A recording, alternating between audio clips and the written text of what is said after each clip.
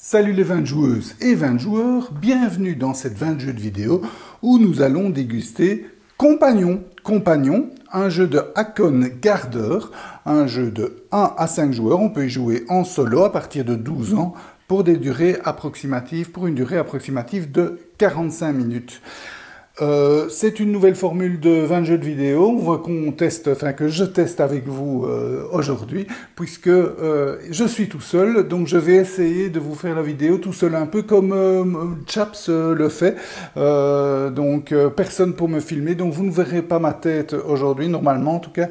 Et n'hésitez pas à me donner aussi votre feedback par rapport à ce style de vidéo un peu plus fixe et en solo. Est-ce que je continue et j'en fais plus, ou est-ce que vous préférez un peu quand c'est plus que ça bouge un petit peu plus.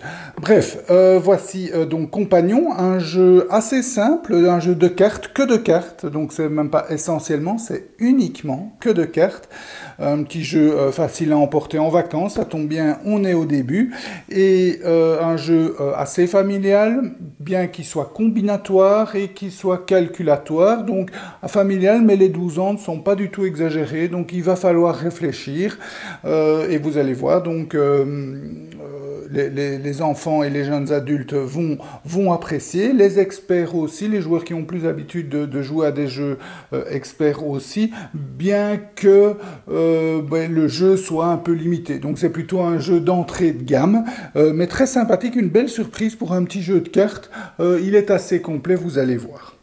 Donc, vous avez ici la mise en place, plus ou moins, parce que toutes les cartes de départ ne sont pas mises, mais plus ou moins la mise en place pour une partie de 2 joueurs, c'est-à-dire que ça, c'est le départ d'un joueur, tandis que ici, vous voyez la fin. Donc ça, à la fin d'une partie, voilà à quoi peut ressembler votre domaine. Vous avez ici les cartes qui sont mises à disposition des joueurs. Qu'est-ce que vous faites en fait dans Compagnon ? Vous êtes seul, vous avez une ferme, mais vous êtes bien seul dans votre ferme parce que, eh bien, il y a la peste noire qui a fait des ravages. On est au Moyen Âge et vous êtes plus que tout seul dans votre ferme. Il y a beaucoup de gens un petit peu perdus qui ont des compétences, vous voyez, des vachers, des cueilleurs, des chaumiers, des menuisiers, des brasseurs, qui ont des compétences, des savoir-faire, mais qui sont un petit peu perdus dans la nature parce que tout le monde autour d'eux, dans leur famille ou leurs amis, ont subi les affres de la peste noire. Et donc, sur la route, ceci c'est la route, sur la route, vous avez des gens qui ont différentes compétences et vous allez les engager pour venir travailler avec vous dans votre ferme. Leur donner à manger, mais en contrepartie, ils vont vous rapporter de l'argent et d'autres avantages. Donc ça c'est le thème du jeu. Le jeu se déroule en une série de tours indéterminés, puisque ce sont, et ça c'est vraiment quelque chose de sympa dans le jeu, ce sont un petit peu les joueurs qui vont plus ou moins accélérer ou décélérer la partie, plus ou moins, parce que on n'est pas maître de tout, mais on peut un petit peu influencer. Pourquoi ? Parce que dès que les 2 cartes marché, donc en fait toutes ces pioches sont vides, le jeu est terminé. Bon, on n'aura pas beaucoup de choix, on va souvent piocher dans ces cartes-là, mais on aura aussi la possibilité de défausser dans ces cartes-là. Et donc, de légèrement influencer ou de retarder la fin du jeu. Donc, une série de tours, dès que toutes les pioches sont vides, le jeu est terminé. Et qu'est-ce qu'on fait à son tour ? Un tour de jeu est différencié en 2 ou 3 phases. La première phase, c'est la phase où on va acquérir des nouvelles cartes, et la deuxième phase, c'est la phase où on va les jouer. Comment est-ce que la troisième phase, c'est si jamais il y a une phase de marché, c'est-à-dire dès que la deuxième pioche est vide, il y aura à la fin du tour une phase de marché, et dès que la dernière pioche est vide, à la fin du tour, il y a la phase de marché, la dernière phase de marché, et c'est fini. c'est le plus riche en argent.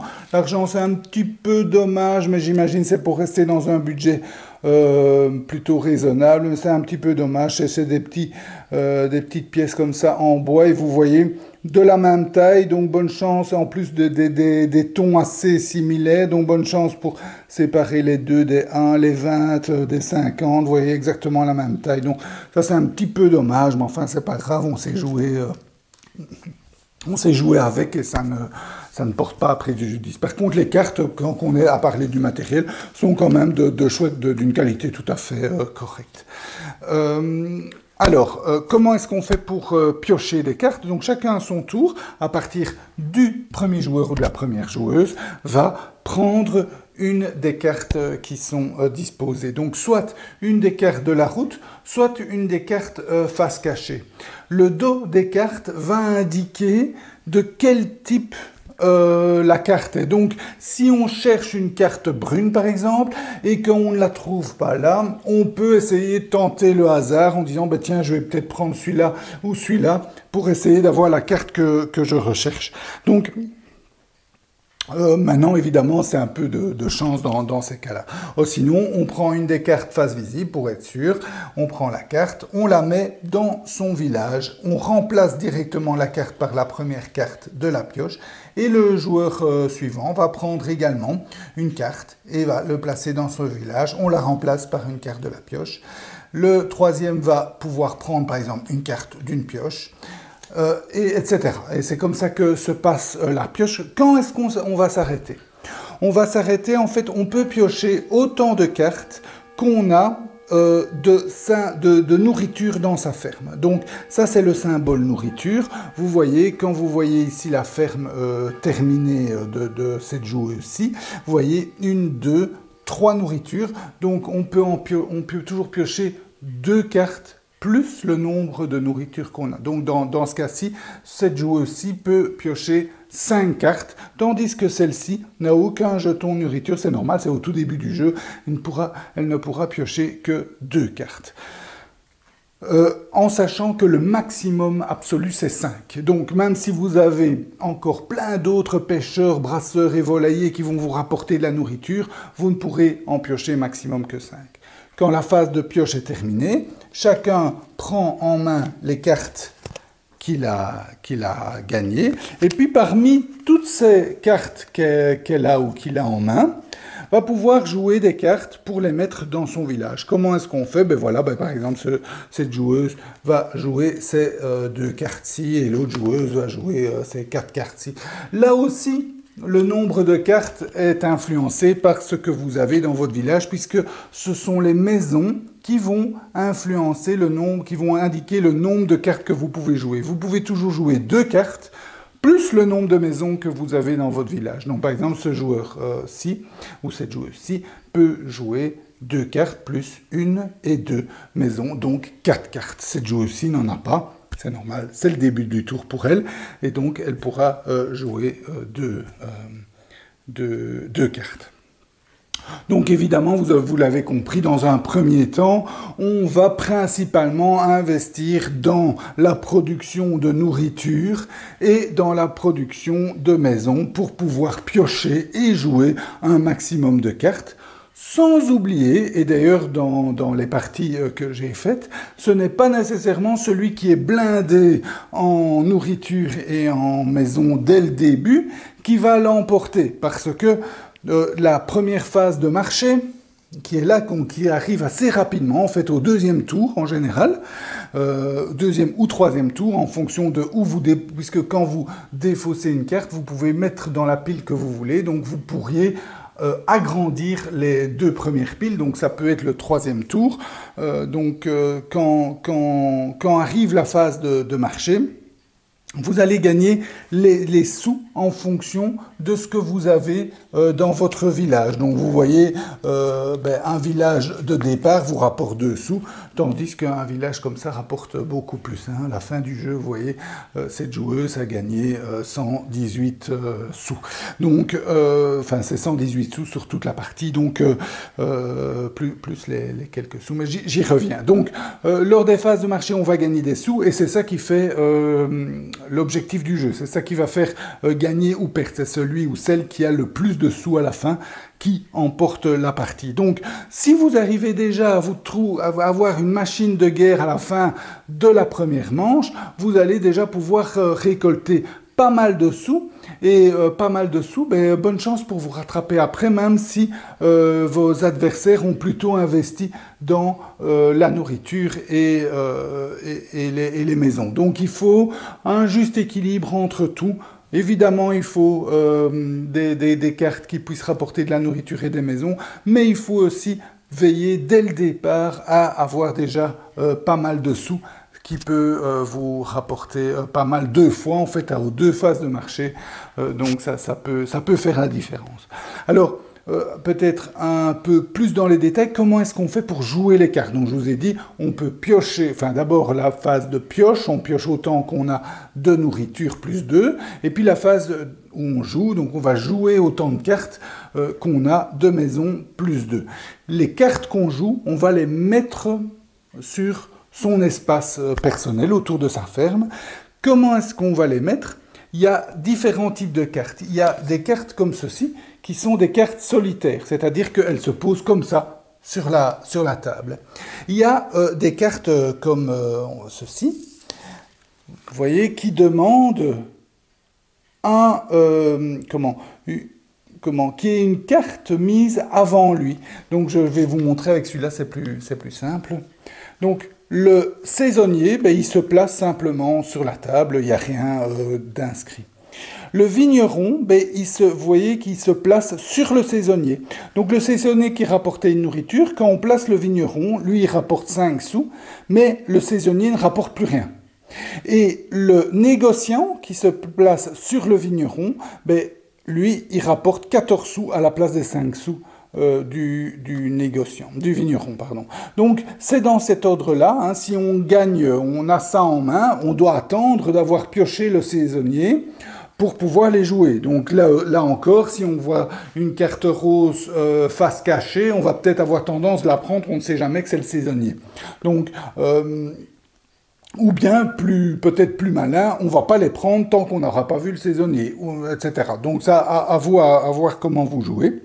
Mais donc, vous devez suivre cet ordre, d'abord jouer un saisonnier. Vous pouvez jouer les 3 en un seul tour. Hein. Si vous pouvez jouer 3 cartes en un tour, vous pouvez jouer les 3 et vous les placer. Donc ça, c'est une chose, vous devez respecter l'ordre et suivre l'ordre. Mais vous pouvez aussi scinder. Donc, par exemple, ici, le brasseur se pose sur le compagnon et le volailler se pose sur le compagnon. Une carte de base peut contenir 2 embranchements. Donc, vous voyez, vous pouvez utiliser une carte de base pour 2 embranchements comme ceci. Et puis, vous avez la dernière chose, ce sont ceux-ci.